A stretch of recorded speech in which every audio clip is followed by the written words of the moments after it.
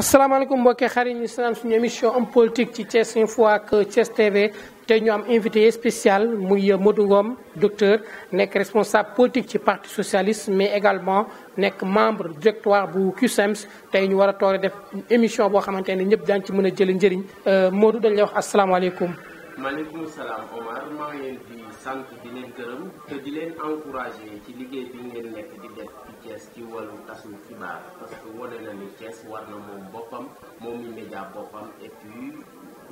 promouvoir ay doomam yoo xam ne ñoo jël seen initiative bopp pour def seen système d'information yu fiable boobu maa ngi leen ci encouragé bu baax. jërëjëf alors Modou dañuy wax tey kan mooy Modou Ngom. Modou Ngom neex na présenté Modou Ngom docteur la en mathématiques di doomu Ngoundiane di doomu Thiès di doomu Sénégal boo xam ne Ngoundiane la jànge école élémentaire bu Abdourahmane Sène jóge foofu dem école bu Khombol école bu Ngom école Koumba Diaké bu Khombol jóge Koumba Diaké dem lycée Lamine Gueye foofu la amee bac après dem université Gaston Berger foofu la amee sama doctorat 2017. alors macha allah mu nekk cursus bu am solo mais également nga nekk un pur produit de l' école sénégalaise bu ñu xoolee fi nga jaar yëpp Modou tey li nga xamante ne moom mooy wàllu politique ci ban parti nga nekk ak lan moo la dugal ci politique. man parti socialiste la bokk li ma dugal ci politique lu neex a wax la lu yomb la mooy gis sama askan sonn ma yaakaar ne am naa ay solution ci seen jafe-jafe loolu moo ma tax a jóg di def politique ma juddoo ci famille buy politique. ma fekk leen samay papa ak samay maam di politique ci parti socialiste boo juddoo ci famille yu mel noonu nga fekk ay problème mu dëkk yi yoo xam ne yow war nga ci am ay solution loolu moo ma tax a jóg may def politique ak bokk foofu di parti socialiste nekk ci secrétaire général adjoint bu section socialiste bu Ngoundiane bokk aussi vision socialiste boo xam ne moo regroupé cadre yi nekk biir parti socialiste ci Thiès ak ci Sénégal yi.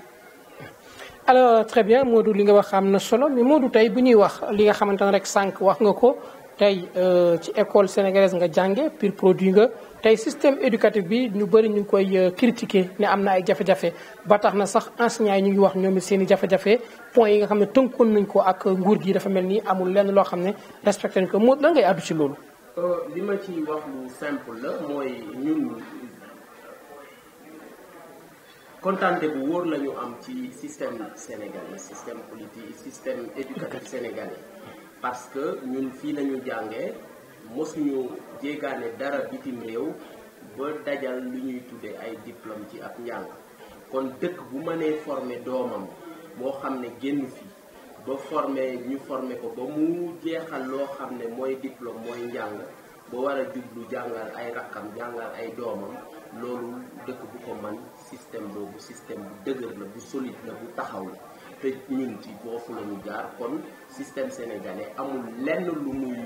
wër ci beneen système wala amul kenn ku ñuy ñëwee ci jàng ak xam-xam au contraire nit ñi ñoo ñëw Sénégal pour sàkku xam-xam pour inspiré wu ci système bu Sénégal pour dem implanter ko seen dëkk kon ñun système éducatif sénégalais ñun amuñu lenn luñ ci am xel ñaar parce que ci la ñu jaar te xam nañ solidité xam nañ dëgër laayam xam nañ aussi avantage am mais nag am na quelques inconvénients yi ci nekk yoo xam ne fokk ñu dellu ci xam nga pour defaraat ko pour système bi gën a ñoŋ pour doomu Sénégal gën a am xam-xam gën a jot boppam ci dëkk yi ci àdduna bu bees bi nga xam ne mooy nouvelle technologie yi pour Sénégal gën a exporter boppam gën a exporter culture am exporter xam-xamam donc loolu moo nekk ci système bi enseignants yi ñu ngi ñaxtu man directoire national CUSEMS la bokk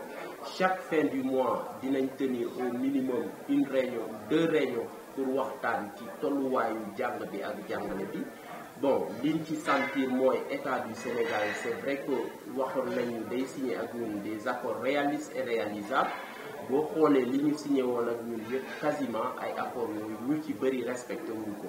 te accords yooyu mën naa ko résumer ci ñaar parce que lu ñu bëri ñu ngi wax 62 69 ba 39 points mais man ci li ma résumé ci li ma gis ci système bi mooy ñaari point la ñaari point yooyu benn bi mooy enseignants yi dañuy laaj lu ñuy tuddee réclamation maanaam enseignants yi ay fonctionnaires lañu dañu war a avancer ñu téye seen i dossier avancé wu ñu te enseignant bu avancé wul li ko nguur gi di war di compal salaire am at weer bu dee wala at bu dee ndax avancement ndax ni mu nekkee fonctionnaire mu war a tax mu jël responsabilité mu nekk proviseur mu nekk censeur wala mu nekk principal parce que boo amul grade boobu doo ko am te grade boobu ancienneté moo koy def comme ñooñu defuñu ko yéegaluñ say kayit signé wuñ ko ba affaire yi tegaloo saa yu ñu signé sa kayit dañ koy arrière ba at bi nga waroon dugg ñu dugal ko moo tax fi ñu toll ni nguuru Sénégal yoreel na enseignants yi lu mat ci 86 milliards yoo xam ne ay bor la da ko war a fay enseignants yi ba pare ci réclamation pour intégration pour rappel enseignant boo gis muy dox di dem nguuru Sénégal yoreel na ko gan ca tuut ñaari at ci ay bor kon loolu enseignants yi mënatuñ ko bàyyi parce que ay chef de famille lañ ay njaboot lañ yor bokk ci dëkk bi jàng xam li ñu war a xam te xam ni dëkk bi doxee ñu war leen jox seen wéer àq teg leen seen wéeruwaay fi ñu war a toog beneen point bi enseignants yi laaj mooy warul dëkku ak dëkkuwaay mooy logement bi dafa am ñaari système premier système bi mooy nañ la loger nañ la état du Sénégal loger dans ce cas de lay du la jox indemnité wala mu lay jox li ñuy tuddee indemnité de logement maanaam ndàmpaay pour yow nga mën a dëkk mën a toog jàngale ndax li ñuy jox enseignants yi mënul fay nekk 60 000 enseignants Thiès bii wala Dakar mënul fay nekk bu muy dëkk te dañ lay obligé nga war a nekk ak sa famille war di préparer sa cours war a dëkk ci un cadre bi nga xam ne war nga mën a gëstu di jàng pour li ngay jàngal xale yi mën a ñëw loolu kon enseignants yi lu ñuy laaj lu jaadu la état du Sénégal reconnaître na revendication bu jaadu la kon aussi nañu ñëw ñu négocier ci ñu waxtaan xool li mën a nekk te leneen lu ñu war a def réclamation yi ñu éponger ko loolu kese mooy problème mu système Sénégal ku ci wax leneen da ngay wax pour guddal wala pour di laaxaale leneen mais ku wax te yàlla tax système bi rek tax xale yi tax nga wax enseignants yi tax nga wax ñaari point yi enseignants yi ay travailleurs lañ nañ leen delloo seen àq ak seen yelleef beneen point bi ñu xool seen dëkk ak seen dëkkuwaay nan la enseignant bi def ba nu muy dëkk ci dëkk bi yomb ñu mën a am kër wala ñu mën ko jox lu muy mën a luyee pour mën a toog ak njabootam mën a jàngale ci jàmm. alors xam nga sëñ Modou mais aussi am na ñu bëri ñu ngi wax ni bu ñu xoolee ci année électorale lañ nekk moo tax enseignants yi bëgg a paralyser le système. enseignants yi mosuñu joué ci loolu boo xoolee depuis ci président Abdoulaye Wade bi Abdoulaye Wade di dem li ma la wax bor bi état du Sénégal yore enseignants yi parce que toppuñu ko Macky Sall en fait c'est état du Sénégal lañ koy topp. état du Sénégal bi Abdoulaye Wade di dem dette bi mu ngi toll woon 15 à 20 milliards Macky Sall ñëw mu ne day xaar bu def ay càmbar parce que li mu signé ak Abdoulaye Wade wóorul leerul. comme wóorul leerul da koy xaar boo ko tegee comme li ma la wax bor bi day dajaloo ñaari at ak ñetti at mu dajale boru enseignants yi ak fekk 15 milliards yooyu moo tax bi octobre bu ñu évaluer nee naa la dette bi egg na 86 milliards kon 86 milliards yooyu du dañ koy laaj Macky Sall dañ koy def ay pression ci moom enseignants yi dañuy laaj li ñu war a am te Macky Sall bu réglé wul loolu maa ngi artu président buy ñëw di nga fi fekk dettu 100 milliards boo xam ne dañ koy fay enseignants yi ba pare parce que seeni bor la ñoo ko moom seeni ñàkk la seeni liggéey am na enseignants yoo xam ne état du Sénégal yoral na leen plus de 60 mois d'indemnité wala plus de 100 mois d'indemnité de suggestion wala indemnité ay salaire saa yoo gisee école di ubbi enseignants yi dañuy grève ndax ay indemnité examen yu ñàkk fayda yooyu nga xam ne faw ñu nekk ci di ci wax yoo xam ne jaru ko en fait état du Sénégal na xam ne enseignants yi ay responsable lañ dañu am lu ñu yelloo ñu war leen ko jox war leen ko tegal après mu jeex kenn tegu leen pression ñoom ñoo ko digge woon ñoo waxoon accord réaliste réalisable enseignants yi laaj yu leneen lu dul lu ñu signé ak ñun ñu wàccoo ak moom beneen bi tolloo diplôme tolloo ndàmpaay la ñu wax mooy indemnité de logement foo tolloo diplôme na nga tolloo moom ndàmpaay enseignants yi mënu la jàngal ba nga toll ni moom wala nga gan ko yées diplôme di fayeeku ñu lay dàmpe lu ëpp luñ koy fay loolu enseignant dootu ko nangu Sénégal.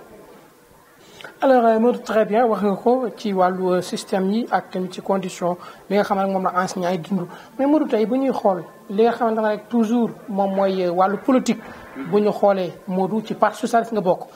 parti socialiste dafa mel ni am na ñaari camp parce que tey ñi ngi wax ni Khalifa mu ngi fii ñu ngi wax tamit Tanor Dieng mu ngi fii Modou naka ngay expliquer ñaari camp yi ak yow fan nga bokk. le parti socialiste amul ñaari camp amul ñetti camp. c'est un seul parti et c'est un patrimoine national. kuy yeewu Sénégal gëm naa ne ci parti socialiste nga bokk. parce que population Sénégal amuñu lenn lu dul une conception socialiste de l'État et du gouvernement et de l'affaire publique man gëm naa loolu li fi Senghor def li fi Abdou Diouf def li fi parti socialiste def ba dëkk bi toll nii man gëm naa ne kenn mënu ci dindi loxo socialiste wala socialiste léegi nag parti day am ay haut ak ay bas ak ay jafe-jafe ñoo xam ne amoon nañ ay jafe-jafe ak parti socialiste ba ñu taxoon ñu saccager maison du parti socialiste ba mu taxoon ñu indi ay remous ba beneen dossier politique judiciaire juddu ci mais boobu beneen affaire la ça n'a rien à voir avec la vie du parti socialiste man responsable du parti socialiste la mu ñaan di secrétaire général adjoint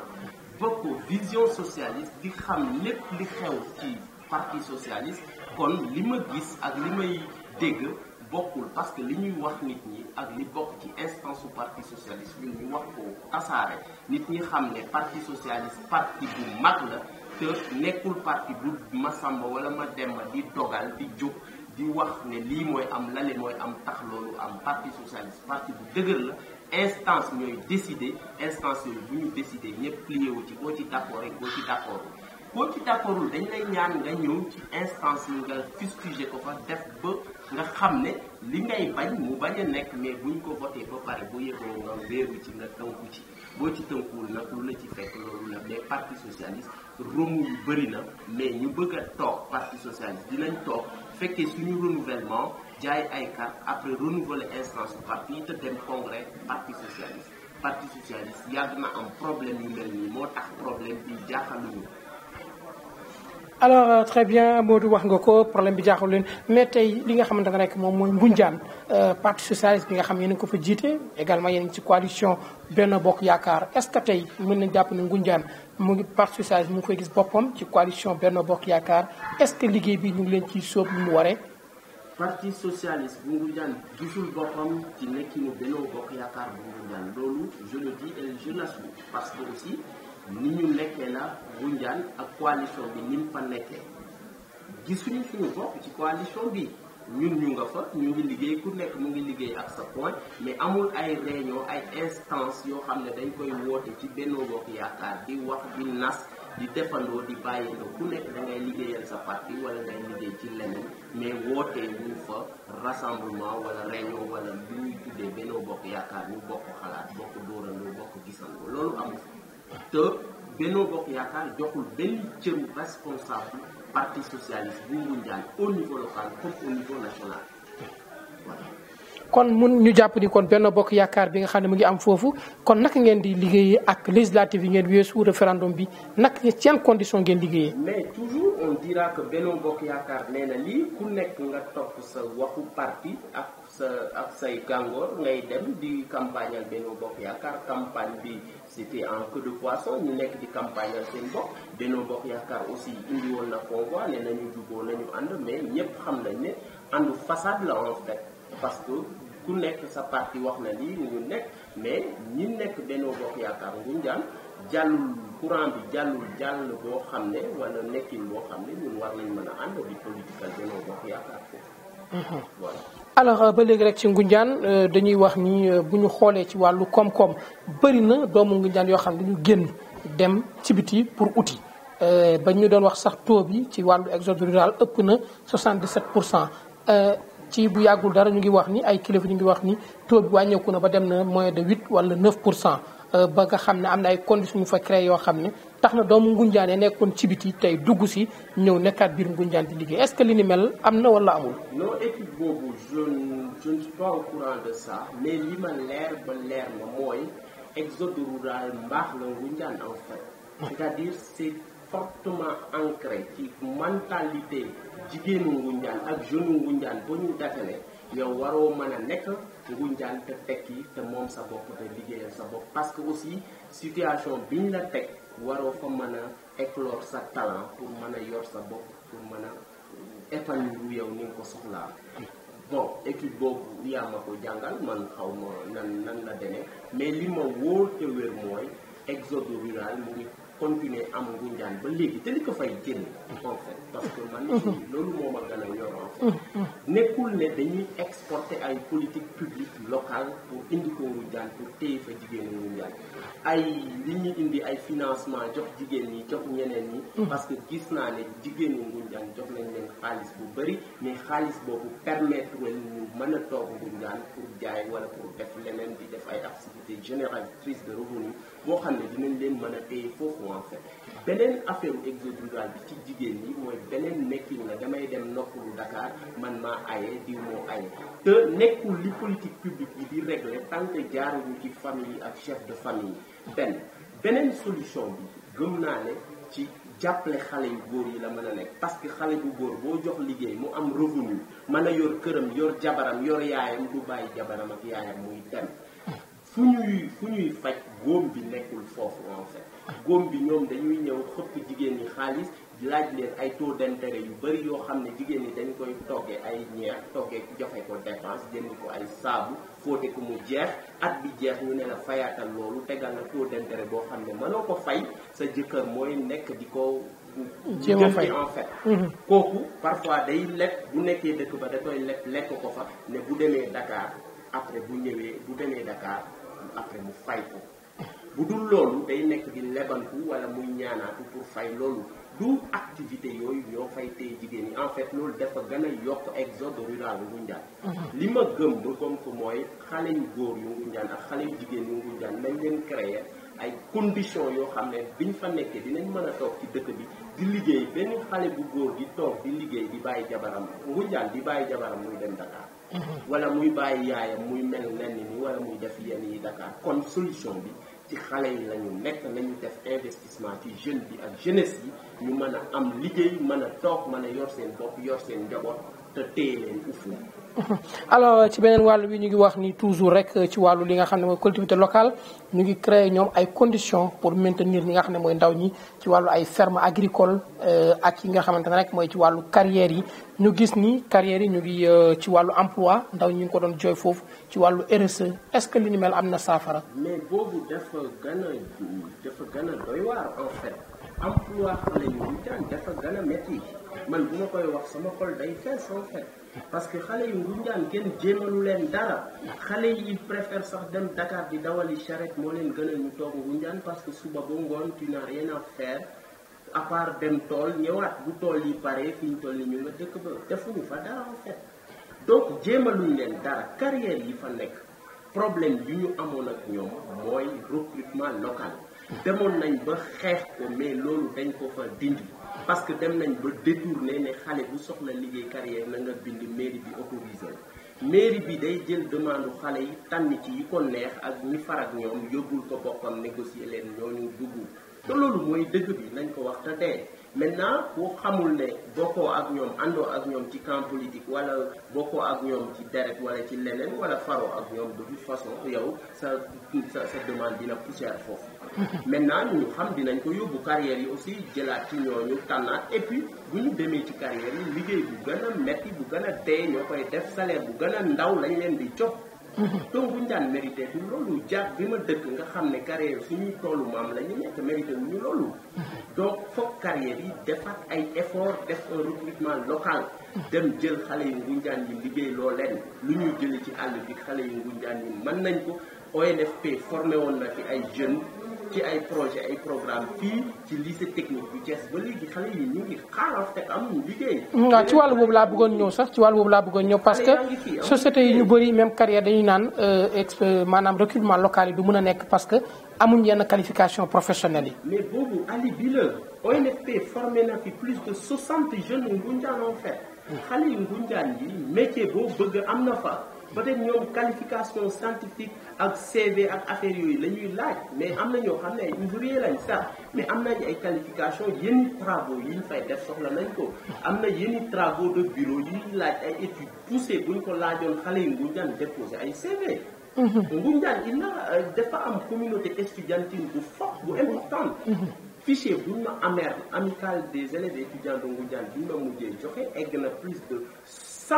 étudiants yu Ngoundiane naam taxawul ñii dañuy génn ñii di duggaat mais leer na ma ni war nañ matal loolu. ëpp na loolu léegi. ak ñeneen ñi génn te ba léegi déggoo ñu ngi liggéey fenn te mënuñu retourner dëkk ba liggéey fa te ñoom dañu leen jël nañ leen ubbi suñu étudiants yi nga xam ne am nañ diplôme de toog ñu ubbi leen yeneen perspective en fait ñu xam Ngoundiane lan la. bu ñu laajoon bureau de recrutement local ñun dinañ recenser suñu booy ku nekk ak qualification ak diplôme ñun ñu ñëw soumettre leen ko luñ ci mën ci emploi local bi ñu wax ñu lii soxla nañ ko lii soxla nañ ko lii soxla nañ ko à part ñi ko fa ONFP formé woon en fait ils veulent s'arrêter sur ça et puis taxe locale bi dañuy traîner. ba pare di ñaan ay suuf ay 40 hectares ay 50 hectares loolu dootuñu ko mën en fait. ci biir Ngoundiane. Non, ci carrières yi environ carrières yi sur le lopin de terre là qui entoure les carrières. Parce qu'en fait daggatoon nañ ko defar nañ ko lépp ba nga xam ne léegi dara newatu fi lu dul ñoom dañuy ñaanatu di gaawantu pour ku nekk am surface bu gën a yaatu parce que concurrence interne la ci ñoom. ci ñoom. donc ñun mairie bi lu ñu jël décision mooy dootuñu jox kenn yenn suuf yi yenn hectares yi. ba pare buñ la ko joxee fixé woon nañ ko benn hectare 3 millions ngay fay ba pare ñu multiplier ko par le nombre et puis dañ lay imposer ngay def ay œuvres sociales. ngay dellu ci société bi. maanaam ci wàllu RSE bi. RSE bi responsabilité d'entreprise. responsabilité sociétale d'entreprise. nga dellu ci population bi nga def ak ñoom ànd ak ñoom xool seen wér bu yaram xool parce que li ñu carrière yi teg ci ay toor dafa bëri mais ñoom gestu wuñ ko tuberculose baa ngi fees dellu ko njàng loolu district sanitaire ou plateau sanitaire bu Thiès prouvé na ko ak yeneen yi feebar ak xale yi lab ci kamb yi yooyu yëpp yoo xam ne xale yi dee ci accident yi mais fois dernière un accident terrible ba nga xam ne benn ouvrier jàpp moo dugg ci mortier bi affaire bi def ko doon broyer mais loolu ñun yëg nañ ko donc loolu foog ñu jóg ci loolu ñun mënatu wéy en fait. Voilà, très bien. ñu ñëw ci li nga xamante ne rek toujours mooy ci wàllu li nga xamante ne moom mooy politique sanitaire tey bu Ngoundiane est-ce que tey ci wàllu li nga xamante ne moom mooy poste de santé wala case de santé est-ce que tey gis ngeen ni Ngoundiane am na ci yu nga xam ne yu mucc ayib la. oui poste de santé yi mën nañ leen améliorer en fait mën nañ leen gën a améliorer am nañu ay poste de santé yi fa nekk ci village de Diack ak village de Mbourwaay ak village de Ngoundiane. Prochainement le samedi prochain dañuy inaugurer le poste de santé de Sewkhay mooy croisement Ngoundiane. Donc et c'est équipé par le marabout Mansour Sy Djamil. moo ñu dimbali. tabax ko équipé ko ak yeneen aide yeneen partenaires en fait bu doon ñett ñu ngi def noonu à part GECAMIN aussi buy dimbali xale yi di leen subventionner di leen accompagner mais ñu leen di ñaan ñu jàppale ñu ci ay infrastructure marchande yoo xam ne day produire richesse locale loolu mooy mën a téye suñu jeunesse bi téye xale yi foofu ñu mën a liggéey sur place pas ñuy ñëw chaque jour saa yoo sonnee ñu jox la ndàmpal la sa ñaq après nga dem bi ñu dimbali nii nañu defal ay infrastructure sociaux de base yoo xam ne Ngoundiane mën na ci tonk liggéey donc poste de santé yi ñu ngi fonctionner correctement mais mën nañ gën a relever le plateau sanitaire de Ngoundiane parce que feebar yi fa am ñu gëm nañ ne léegi ñun war nañ mën a doon un district ba na nekk ci ay poste de santé au niveau de Ngoundiane. tey bu ñu xool ci wàllu compétence transférées yi santé la éducation ak éclairage public maanaam électrification yi li ni mel est-ce que tey communes rurales yi pare nañu ak seeni budget pour mun a def face ak infrastructure yi ni mel. mais ils peuvent pas ou elles peuvent pas ces communes là mënuñu ko commune ñun budget yu ñu yor mooy gérer problème mu askan bi au niveau local lii moo tax yenn saa yi suñu investissement sax au niveau des communes mënul demee noonu yenn investissement marchand yi mënuñu ko def même yenn communes yi pour bale seen mbalit amuñu ko. pour am camion hydrocureur amuñu ko. conseil yu démb bi la ñuy xool ñun ñu ñuy amee camion hydrocureur boo xam ne day lijjanti foosu Ngoundiane bi. am camion boo xam ne aussi day def ramassage. des ordures jeune un permis de conduire boo xool. mais nañu def les jeunes diplômés de Ngoundiane nañ leen di accompagner par rapport ak seen formation ñu defal leen ay formation professionnelle fayal leen moo gën xaalis bu ñuy tuurati ci étudiants yi. étudiants yi c'est sûr ñu ngi à hauteur de 3 millions 5 millions la ñuy financer étudiants Ngoundiane. mais attends loolu yëpp pour seen lekk ak seen naan ak seen nekk seen logement mais ci loolu la yem après bu ñu génnee du ñu am liggéey du ñu mën a dem ñu ne dañuy dimbali xale yi mais dañ leen di jox diplôme rek parfois après bàyyi la sànni la ci mbedd bi et ça continue et chaque année étudiants yi demandent plus parce que léegi créé nañ antenne Saint-Louis créé nañ antenne Thiès et certainement ils vont créer l'antenne de Ziguinchor et antenne bu nekk dina nekk di laaj ñuy nekk di jox xale yi ay ndàmpaay dañu weesu ay ndàmpaay en fait on est pour des projets structurants pour les étudiants et les jeunes de Ngoundiane nañ leen jox ay projets ak i programmes yoo xam ne xale yi dinañ ci mën a dem ba gis ci seen bopp yoral seen bopp nañu jël étudiants yi ñu formé ba pare ñu am seen diplôme toog di naan ngelaw ñu xool nan lañ leen di fayale ci école de formation yi wàññi budget étudiants yi ñu séddoo ko ak ñeneen ba ñooñu am liggéey ñu doog a kii parce que dañu investir en masse ci étudiants yi mais investir ñu maintenant pour la suite de leur formation mais on investit sur la formation et sans se soucier ci sortie bi